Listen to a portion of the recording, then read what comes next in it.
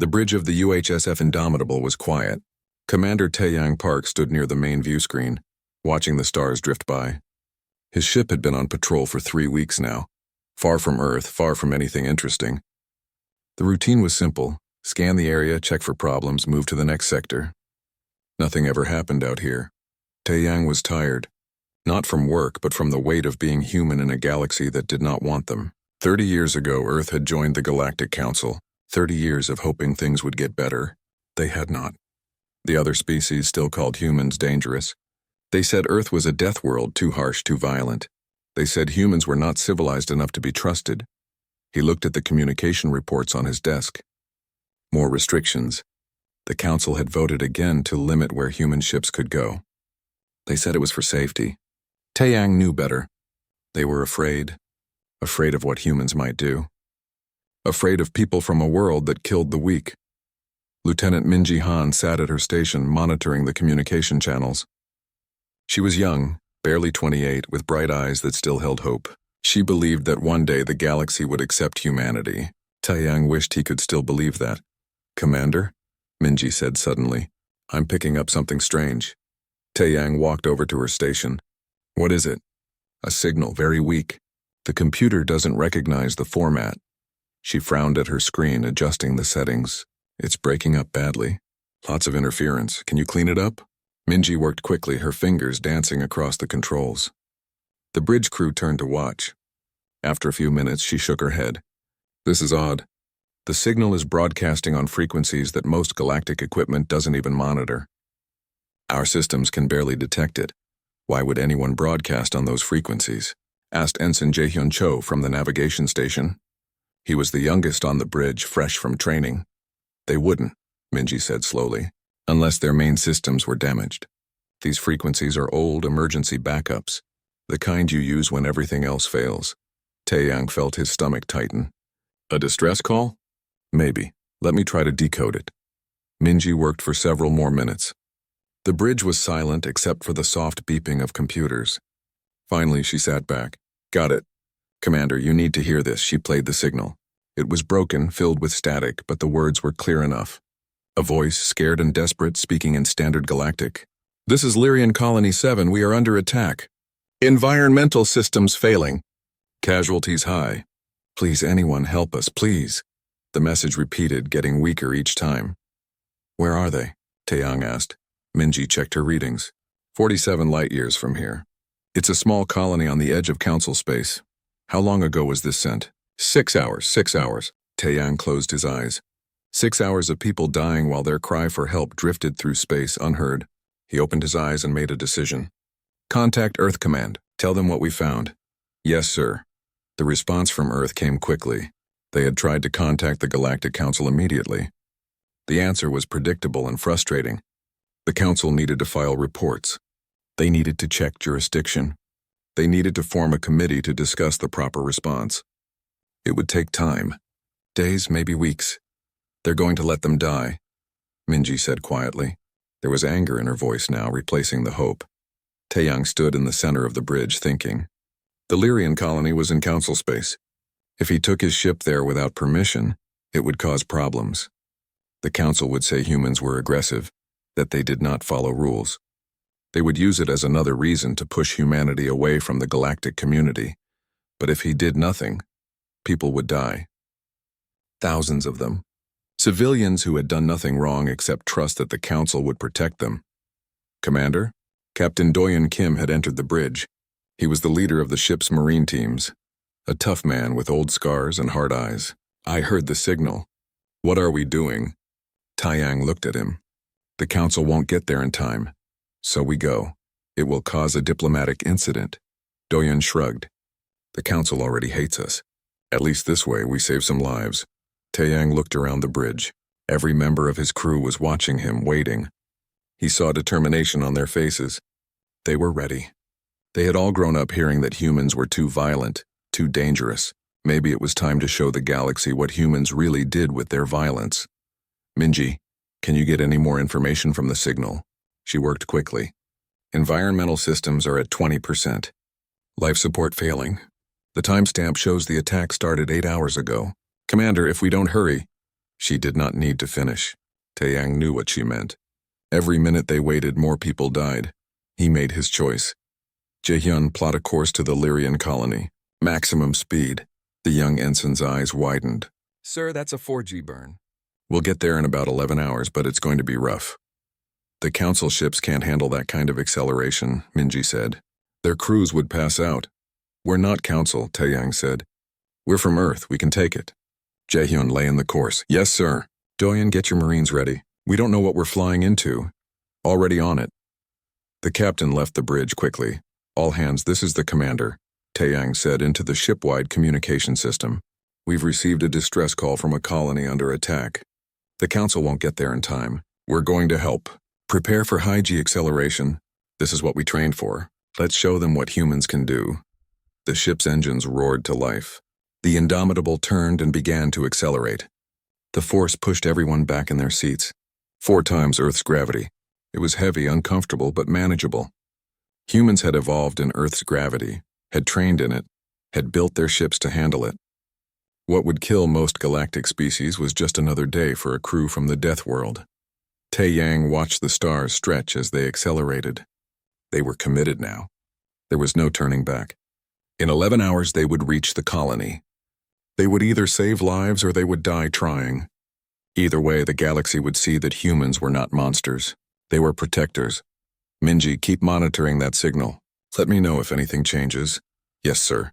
The bridge settled into focused silence. Everyone knew what was ahead. Danger, maybe death, but also a chance to prove something important. A chance to show that being from a death world meant more than violence. It meant strength used to protect the weak. It meant refusing to give up when things got hard. The Indomitable raced through space alone but determined, carrying humanity's answer to a cry for help that no one else had heard. 3 days after the battle, the colony was still in chaos, but it was organized chaos now. The humans had set up emergency life support in the damaged sections. Medical teams worked around the clock treating the injured. Slowly, carefully, the survivors were recovering. Dr. Hyun Lee had not slept in 2 days. She moved through the medical bay like a ghost, checking patients, adjusting treatments, teaching her staff how to work with alien biology they had never seen before. Her eyes burned with exhaustion, but she would not stop. Not while people still needed her. One of her patients was a young Lyrian named Nexus. She was maybe 20 in human years, with delicate features and large eyes that had seen too much horror. Her respiratory organ had been punctured when the raiders breached her section. Without human help, she would have died. Hyun sat beside Nexus's medical pod watching the monitors. The girl was stable now, but weak. Her nitrogen-based blood was slowly rebuilding. It would take time, Doctor. Nexus's voice was soft, barely a whisper. I'm here, Hyun said gently. Don't try to talk too much. You need to rest. My family? Hyun's expression tightened. She had checked the records. Nexus's family had been in Section 12 when it was destroyed. I'm sorry, she said quietly. Tears ran down Nexus's face. She did not make a sound, but her whole body shook with grief. Hyun held her hand, offering the only comfort she could give. Presence. The knowledge that someone cared. Later that day, Commander Taeyang visited the medical bay. He had been coordinating with the colony's leaders, trying to organize the recovery effort. When he saw Nexus awake, he asked Hyun if he could speak with her. Keep it short, Hyun warned. She's very weak. Taeyang nodded and approached the medical pod. Nexus looked at him with those large eyes, studying his face. He must have looked strange to her. Humans were heavier, more solid than Lyrians. Built for a harsher world, you came, Nexus said. The council said humans were dangerous. Too violent, not civilized. Taeyang pulled a chair close and sat down. We are violent, he said honestly. Earth made us that way. Our world tried to kill us every day. We had to become strong to survive. But we choose what to do with that strength. Today we chose to use it for you. Why? Nexus asked. We've never helped you. The council keeps humans away from us. They say you're primitives. Because it was right, Taeyang said simply. You needed help. We could provide it. That's enough reason. Before Nexus could respond, alarms began blaring throughout the habitat. Taeyang jumped to his feet, his hand instinctively reaching for the communication device on his belt. Commander, it was Minji's voice, urgent and scared. We have a critical situation. One of the colony's fusion reactors is destabilizing. If it goes critical, everyone dies. Taeyang ran to the nearest control center. The colony's chief engineer, an elderly Lyrian named Ven, was staring at a screen with pure terror on his face. The raiders sabotaged it before they left, Ven said, his voice shaking. The magnetic containment is failing. The automated shutdown systems are destroyed. Someone needs to go into the reactor chamber and manually shut it down, but the radiation levels... He trailed off, looking at Taeyang with hopeless eyes. How long do we have? 20 minutes. Maybe less. Can your people do it? Ven shook his head. The radiation would kill us in seconds. Our species evolved on a world with very low radiation levels. We have no resistance to it. No galactic species does. That level of radiation is only found on Deathworlds like Earth. Taeyang understood immediately. What would kill the Lyrians in seconds might not kill a human immediately. Might. He activated his communication device. Doyen, meet me at Reactor 3, emergency. On my way. When Captain Doyen arrived with 2 of his Marines, Taeyang explained the situation. The reactor chamber was a death trap. The radiation levels were beyond anything humans normally dealt with. But humans had evolved under Earth's sun with its radiation. They had survived nuclear accidents in their history. They had resistance that soft-worlders did not. We can do it, Doyen said immediately. Our armor will provide some shielding. We'll be fast. You'll get sick, Taeyang said. Maybe die later from the radiation exposure. Doyen smiled grimly. Better than everyone dying now. Let's go.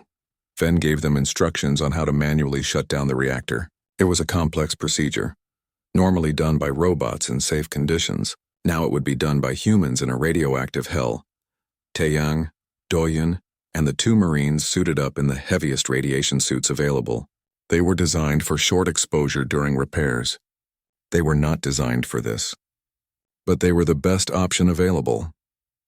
The reactor chamber door opened and heat poured out. The radiation alarm screamed warnings. The dosimeters on their suits began climbing immediately. They stepped inside. The chamber was a nightmare. Everything glowed with an eerie light. The air itself seemed to shimmer with heat and radiation. Taeyang could feel it through his suit, a deep wrongness that made his body want to run. But he did not run. He moved forward, following Ven's instructions. First control panel is on your left. Ven's voice came through their helmets. You need to disengage the primary magnetic coils. Doyen reached the panel. His hands, normally steady, shook slightly as he worked the controls. First coil disengaged. Good. Now move to the secondary panel back wall. You need to reroute the cooling system. They moved deeper into the chamber. The radiation levels climbed higher. Taeyang's dosimeter was now in the red zone, warning of dangerous exposure. He ignored it. There was no choice. They had to finish this. One of the Marines, a young woman named Private Yunbi Park, reached the secondary panel. She worked quickly, but her movements were getting slower. The radiation was affecting her. Cooling system, rerouted, she said, her voice strained. Final step, Ven said.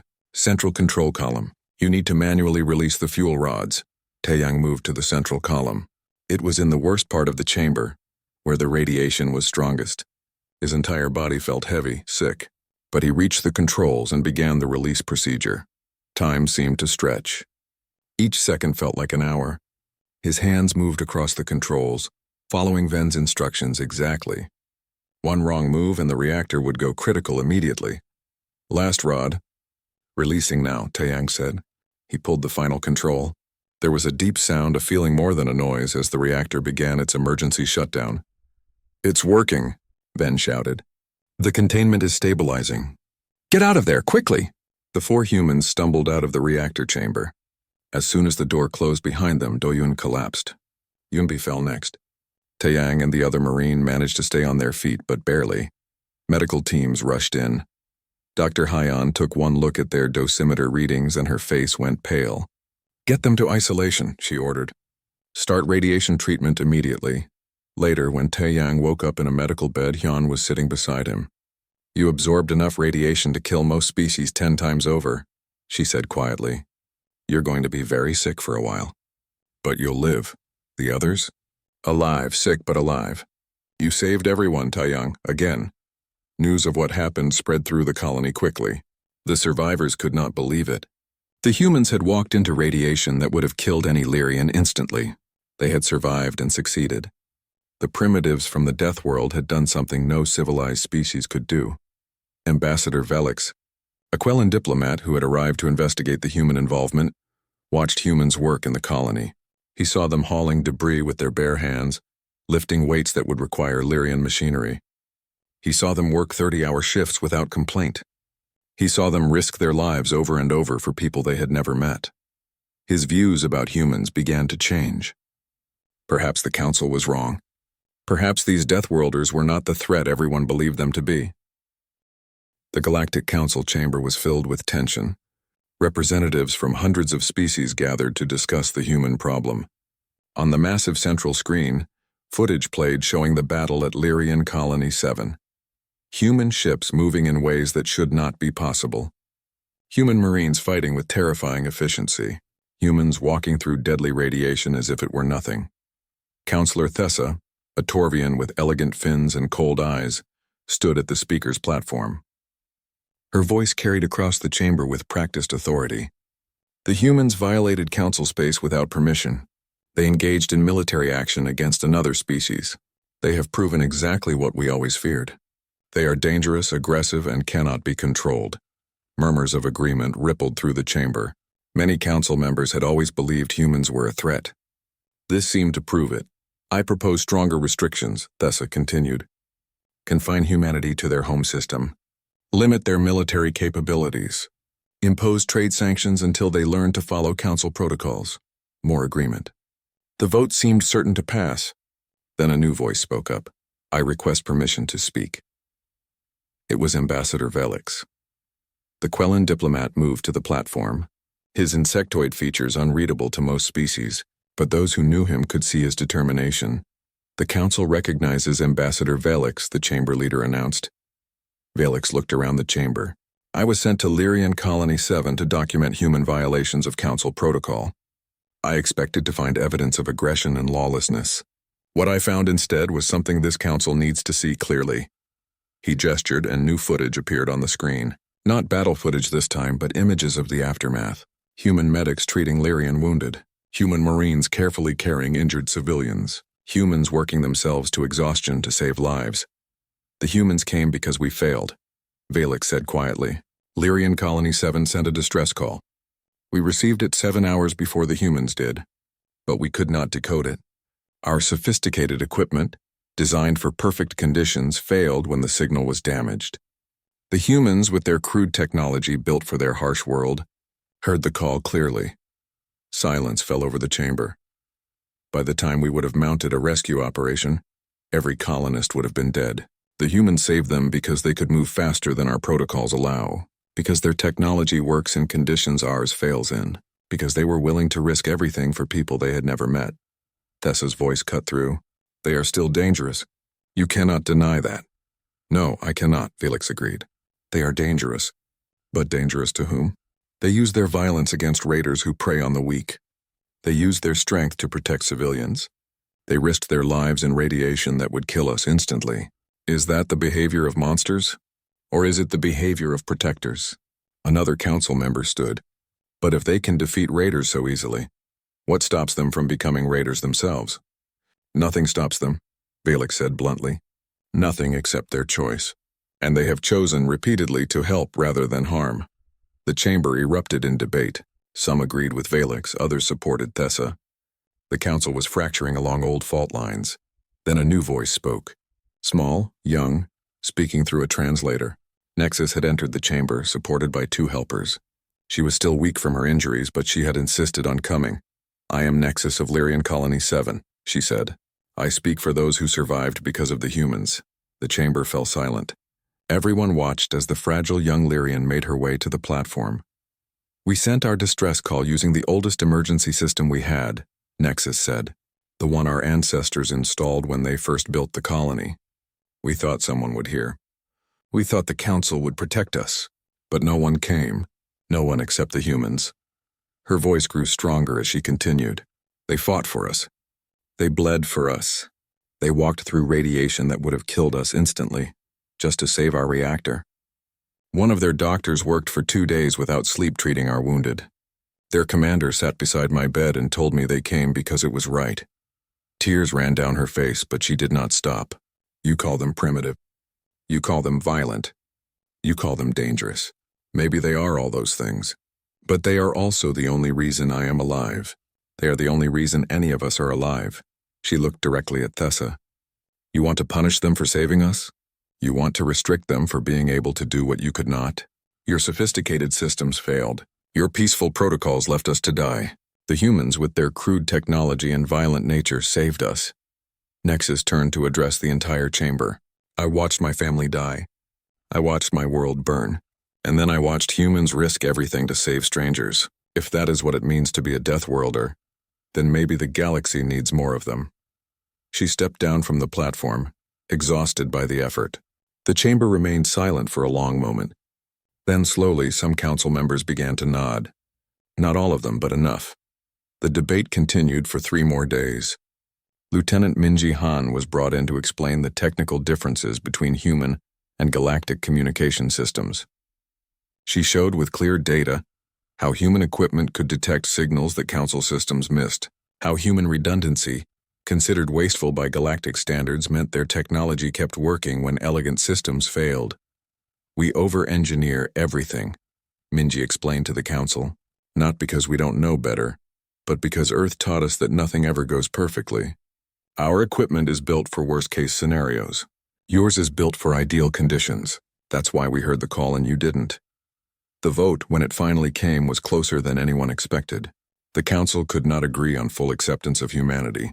There were too many fears, too much prejudice, too much history, but they reached a compromise, the Frontier Initiative. Humans would be granted expanded rights to operate in remote regions where council response times were slow. Human ships could respond to distress calls without waiting for permission. Human technical knowledge would be shared with colonies to improve emergency systems. In return, humans agreed to oversight, regular reporting, and continued diplomatic engagement. It was not full equality. It was not the acceptance humanity had hoped for, but it was a start. A crack in the wall of prejudice that had kept humans isolated for 30 years. Commander Taeyang Park, still recovering from radiation exposure, was called to address the council. He stood before them, a human among aliens, and spoke simply. "Thank you for this opportunity," he said. "We know we're different. We know we make you uncomfortable. Earth made us strong, yes, but it also taught us something important. It taught us that strength means nothing without purpose, that violence means nothing without direction, that survival means nothing if you survive alone." He looked around the chamber. "We're not asking you to trust us completely. We're asking for a chance to prove ourselves. Watch us, judge us by our actions, not your fears. We'll show you what it really means to be from a death world." As Taeyang left the chamber, Ambassador Velix approached him. "You did well," the Quellan said. "This is only the beginning, but it is a good beginning." "Will it be enough?" Taeyang asked. "Will they ever really accept us?" Velix made a gesture that might have been a shrug. "Change is slow, but it happens. One colony at a time, one rescue at a time, one mind changed at a time." That night, Taeyang received an urgent message from Earth Command. Intelligence had detected movement in Kashin Raider territory. A large fleet was gathering. The surviving raider from Lyrian Colony 7 had spread word about the humans. Now the raiders wanted revenge. The message was clear. 15 Kashin warships were heading for Lyrian Colony 7. Estimated arrival, 43 hours. The nearest council fleet was 6 days away. Earth's closest reinforcements were 3 days out. The Indomitable was still at the colony, still damaged from the first battle. They were alone. Taeyang read the message twice, then called his senior staff together. When they assembled in the briefing room, he laid out the situation. 1 damaged human destroyer against 15 raider warships. Impossible odds. We could evacuate, Lieutenant Minji suggested. Load as many colonists as possible and run. We can't fit them all, Captain Doyen said. Maybe 800. That leaves 1,000 to die. We could call for help, said Ensign Jaehyun. Earth's ships are 3 days out. If we can hold for 3 days, we won't last 3 days, Dr. Hyun said quietly. Not against 15 ships? Silence filled the room. Everyone knew the math. It was impossible. But then Doyen spoke up. We didn't come here to do the easy thing, he said. We came to protect people. If we run now, what was the point of any of this? Taeyang looked at his crew. They were tired, injured, radiation sick. They had already done more than anyone could ask, and now he was about to ask them to do the impossible. "We stay," he said. "We fight, and we find a way to win." The 11 hours passed slowly. The crew of the Indomitable worked under the constant pressure of 4 times normal gravity. Their bodies ached, but no one complained. This was nothing compared to what the people at the colony were suffering. Dr. Hyun Lee stood in the medical bay, reviewing information about Lyrian biology. She was in her early 40s with steady hands and a calm mind. She had spent years studying alien species, even though humans rarely got to treat alien patients. Now that knowledge would be tested. "Their biology is completely different from ours," she told her medical team. 3-chambered hearts. Nitrogen-based blood, not iron. Their bones are much more fragile than human bones. "We'll need to be very careful. Can we even help them?" asked one of the nurses. "We'll find a way," Hyun said firmly. "We always do." Down in the Marine Bay, Captain Doyen Kim briefed his teams. 50 Marines, all in powered armor, all ready for whatever they would face. Doyen was a veteran of colony defense operations. He had seen pirates before. He knew how they operated. "These raiders prey on the weak," he told his Marines. "They hit small colonies, take what they want, and leave before help arrives. They've never faced humans before. They don't know what we can do. Let's teach them." The Marines checked their weapons. Railguns, plasma cutters, breaching charges. Tools of war from a world that knew war all too well. On the bridge, Taiyang watched the countdown. 2 hours until they arrived. Minji had managed to get a few more fragments from the distress signal. The news was bad. The attackers were Kashin raiders, a species known for their brutality. They were stripping the colony of resources while the survivors slowly suffocated. 1 hour, Jaehyun announced, preparing to drop out of FTL. "Battle stations," Taeyang ordered. "Everyone be ready for anything." The ship dropped out of faster-than-light travel at the edge of the system. The scene that greeted them made Taeyang's blood run cold. The colony was in ruins. Orbital stations were dark. Debris floated everywhere, and docked at the main habitat ring were 3 sleek raider ships like predators feeding on a corpse. "Scanning," Minji said, reading life signs in the habitat. "Maybe 2,000 people still alive. Environmental systems are almost gone." "The raiders?" 3 ships. Heavily armed. "They've detected us. They're sending a message." "Put it through." A harsh voice filled the bridge, speaking in standard Galactic. "Unknown vessel, you are interfering with a salvage operation. Leave now or be destroyed." Taeyang smiled coldly. "Salvage operation." They were calling it salvage while people died. "Minji, open a channel. All frequencies. Channel open, sir." "This is Commander Taeyang Park of the United Human Space Force," he said clearly. "You are attacking civilians. You will power down your weapons and surrender immediately or we will destroy you." There was a pause. Then laughter came through the speakers. "Humans, the Death World primitives. Your chemical rockets and metal bullets are no match for us. Last warning. Leave or die." Taeyang looked at his crew. "They want to see what humans can do. Let's show them. All weapons fire at will." The Indomitable's railguns spoke first. Tungsten rods, accelerated to incredible speeds, punched through space. The raiders had energy shields, beautiful and elegant technology that could stop plasma and lasers. But they were designed for energy weapons, not solid projectiles moving at a fraction of light speed. The first salvo hit a raider ship in the center. The rod went through the shields like they were not there, through the hull, through the ship's interior, and out the other side. Atmosphere vented into space.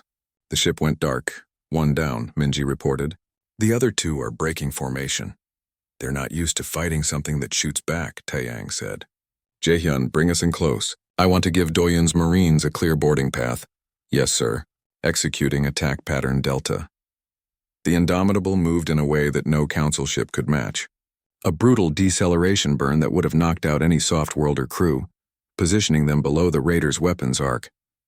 The maneuver was violent, punishing, but perfectly executed. The raiders fired their plasma cannons. Beautiful streams of superheated matter splashed against the Indomitable's armor. The armor, designed to survive meteor strikes and radiation, barely noticed. Human ships did not use shields. They were too power-hungry, too unreliable. Instead, they used layers of armor, redundant systems, and the simple philosophy that anything worth protecting should be protected by something solid. "Shields at..." "We don't have shields," Minji said with a slight smile. "Hull integrity at 98%. Their weapons are barely scratching us. Return fire. Target their engines, more railgun fire. Another raider ship took critical hits. Its engines exploded in a flash of light. Doyun, you're clear for boarding, Taeyang said into the communication system. Understood. Marines, go! Boarding pods launched from the Indomitable. They were simple, brutal devices, essentially armored bullets with Marines inside. They punched through the raider ship's hull and the Marines poured out into the corridors. The Kashin raiders had never fought humans before. They expected the graceful, careful combat of galactic warfare. Instead, they got humans in powered armor moving through zero gravity at speeds that seemed impossible, using tactics born from centuries of Earth's brutal history. Captain Doyen led from the front. His team moved through the raider ship like a storm. The Kashin tried to fight back, but they were too slow, too soft. Within minutes, the ship was secure. Second ship secured, Doyen reported. 23 raiders captured. No Marine casualties. On the bridge, Minji tracked the third raider ship.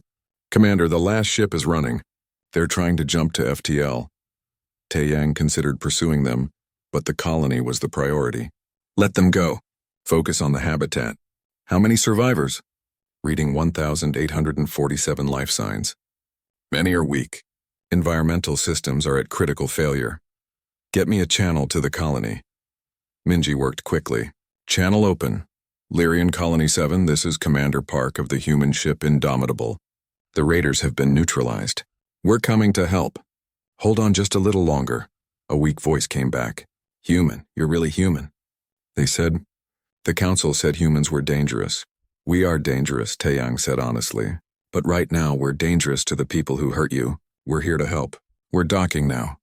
The Indomitable moved carefully to the habitat ring. The damage was worse up close. Entire sections were open to space. Bodies floated in the debris. Taeyang felt rage building in his chest. This was what the raiders called a salvage operation. Doyen, take your Marines into the habitat. Secure the survivors and start setting up emergency life support. On it. Hyun, prepare to receive casualties. Lots of them. Medical bay ready, Commander. The rescue operation began. Marines moved through the damaged habitat, finding survivors and bringing them to safe areas. Medical teams worked frantically, treating injuries they had only studied in theory. The Lyrians were indeed fragile, their bodies badly hurt by the violence they had endured. But the humans did not give up. They improvised, adapted, used every bit of training and instinct they had. Where Lyrian medicine needed specialized equipment that was destroyed, human medics made do with what was available. It was messy, crude, but it worked. Taeyang walked through the habitat later, seeing his crew work alongside terrified Lyrian survivors. He saw Marines carefully carrying injured civilians, their powered armor making them gentle despite their strength. He saw medical staff working 30-hour shifts without complaint. He saw humans doing what humans did best when things were terrible. They survived. They adapted. They refused to quit. As the immediate crisis passed, Taeyang received a new message. This one was from the Galactic Council. They were demanding to know why a human warship was in their space without permission. They were threatening sanctions, investigations, punishment. Taeyang read the message and deleted it. There would be time for politics later. Right now, there were still people who needed help. The crew of the Indomitable worked through the night preparing for a battle they could not win. 43 hours. That was all the time they had before 15 Kashin warships arrived. Against those odds, survival was not the goal. The goal was to hold long enough for help to arrive, to buy 3 days with borrowed time. Lieutenant Minji Han sat at her station staring at tactical displays. We need an advantage, she said. Something they won't expect. They already don't expect much from us, Captain Doyen said. They think humans are primitive. Let's use that. Commander Taeyang studied the system map. The colony orbited a gas giant, a massive planet with intense radiation belts and crushing gravitational forces. Most species avoided flying near such planets. They were too dangerous, too unpredictable. But humans were from a dangerous, unpredictable world. The gas giant. Taeyang said slowly. We use it as cover. The radiation will interfere with their sensors. The gravity will make maneuvering difficult for them. It will be difficult for us too, Ensign Jaehyun pointed out. Difficult, but not impossible. Our equipment is built for Earth's electromagnetic chaos. Our crew can handle high-G maneuvers. We have an advantage there. Taeyang looked at his officers. We can't fight them head-on, but we can make them fight on our terms. The plan came together piece by piece. They would use false signals to make their ship appear more damaged than it was. They would lure the raiders into the gas giant's radiation belts where human technology would work, and galactic technology would fail. They would use guerrilla tactics, hit and run, never fighting fair. It's not honorable, Doyun said with a grim smile. It's not how the Council fights. We're not the Council, Taeyang replied. We're from Earth. We fight to survive. The colonists helped however they could. The Lyrians had mining charges used for asteroid work. Under human direction, these became improvised mines. Colony maintenance drones were reprogrammed as decoys. Every resource, every advantage was gathered and prepared. Ambassador Velix had remained at the colony. When he learned about the coming attack, Taeyang expected him to leave. Council protocol would demand it. Instead, Velix came to the bridge. I should evacuate, the Quellan said. That would be proper. But I think I will stay. Someone should witness this. It might be the last thing you witness, Taeyang warned. Then at least the Council will know the truth. That humans stood and fought when running would have been easier. The hours ticked down. 30 hours. 20. 10. The crew rested when they could, ate when they remembered, and prepared themselves mentally for what was coming. Dr. Hyan moved her most critical patients to the most protected areas of the colony. If the Indomitable fell, at least some might survive until Council ships arrived days later. Nexus found Taeyang in the observation deck, staring out at the gas giant. She moved slowly, still weak but determined. You don't have to do this, she said quietly. You could leave. Save yourselves. We could, Taeyang agreed. But then who would we be? What would Earth's word mean if we only kept it when it was convenient? You're going to die for us. For strangers? Maybe. But Earth taught us something important. Survival alone is not enough. We survive so we can protect. We endure so others don't have to suffer. If we die today, we die proving that humanity is worth having in this galaxy. 1 hour before the raiders were scheduled to arrive, the Indomitable moved into position near the gas giant. The crew was at battle stations. Every weapon was armed. Every system was ready. They were as prepared as they could be. The Kashin fleet arrived exactly on time. 15 warships dropped out of FTL in perfect formation. They were confident, aggressive, ready to crush the humans who had embarrassed them. A message came through, broadcast to the entire system. Humans, you killed our brothers. Now we return the favor. Surrender, and we will make it quick. Fight, and we will make you suffer. Taeyang opened a return channel. This is Commander Taeyang Park. You came to prey on the defenseless. Unfortunately for you, we're not defenseless. We're Deathworlders, and you just made your last mistake. The battle began. The Kashin ships moved forward in formation, expecting easy prey.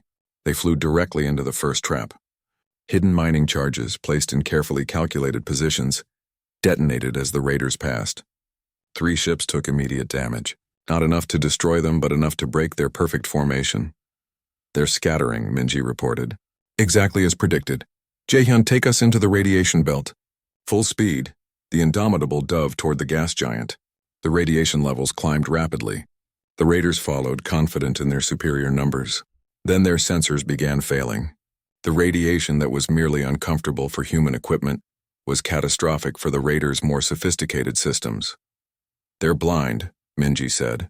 Their targeting systems are down. Their shields are fluctuating. Now, Taeyang ordered. Hit them! The Indomitable's railguns fired. The tungsten rods found their targets. 1 raider ship exploded. Another lost power and began falling toward the gas giant. The humans had turned the raiders' advantage of numbers into a disadvantage. In the radiation and gravity, the Kashin ships could not coordinate. They were separate, confused, vulnerable, but there were still many of them. And they were learning. The raiders began adapting, moving more carefully, working around their sensor failures. A group of 5 ships coordinated and caught the Indomitable in a crossfire. Plasma fire hammered the human ship. Armor plating cracked. Systems failed. People died, but the Indomitable kept fighting, kept moving, refusing to give up. Hull breach on Deck 7, someone shouted. Casualties reported in engineering. Seal it, Taeyang ordered. Keep firing. Hours passed in a blur of combat. The humans used every trick they knew. Feints, ambushes, hiding in the gas giant's shadow and striking when the raiders came close. It was ugly fighting, desperate fighting, nothing like the elegant battles shown in galactic war dramas. Doyen led boarding parties onto damaged raider ships, creating chaos and forcing the Kashin to split their attention. Dr. Hyon worked in the medical bay as wounded crew members poured in, her hands steady even as the ship shook from weapons fire. The Indomitable was dying. Everyone knew it. Half the crew was dead or wounded. Main power was failing. Weapon systems were running on emergency backups. But they had lasted 5 hours, then 10, then 20. Of the 15 raider ships, 8 were destroyed or disabled. But the remaining 7 were coordinating now, ready for a final assault that would finish the damaged human destroyer. Taeyang stood on the battered bridge, blood running down his face from a head wound, and prepared to give the order for one last charge. They would not survive it, but maybe they had bought enough time. Maybe help would arrive before the raiders could attack the colony. Then Minji shouted, "Commander!" New contacts dropping out of FTL. It's Earth ships. 3 cruisers coming in fast. The cavalry had arrived. The Earth cruisers, fresh and undamaged, tore into the remaining raiders with devastating efficiency. The Kashin, already battered by hours of fighting the Indomitable, broke and ran. Some tried to escape to FTL. The human cruisers hunted them down. Within 30 minutes, the battle was over. The Kashin were destroyed or fleeing. The colony was safe. Taeyang collapsed into his chair. Around him, the bridge crew was cheering, crying, or just sitting in stunned silence. They had done the impossible. They had held. Admiral Soo-hyun-bak's face appeared on the main screen. Indomitable, this is Admiral Bayek. We pushed our engines to the limit to get here. Are you intact? Taeyang looked around his destroyed bridge, at the dead and wounded, at the systems hanging by threads. We're alive, he said. The colony is safe. That's what matters, the Admiral nodded slowly. You held for 28 hours against impossible odds. Earth is proud of you. The whole galaxy will know what you did here. As rescue operations began, as the wounded were transferred and repairs started, Ambassador Velix stood on the bridge looking at the damage. He had watched the entire battle, recorded everything. The galaxy would indeed know what happened here. They would know that one human ship, damaged and outnumbered, had stood against impossible odds. They would know that humans had fought not for glory or profit, but to protect others. They would know that Deathworlders, when given something worth fighting for, were unstoppable.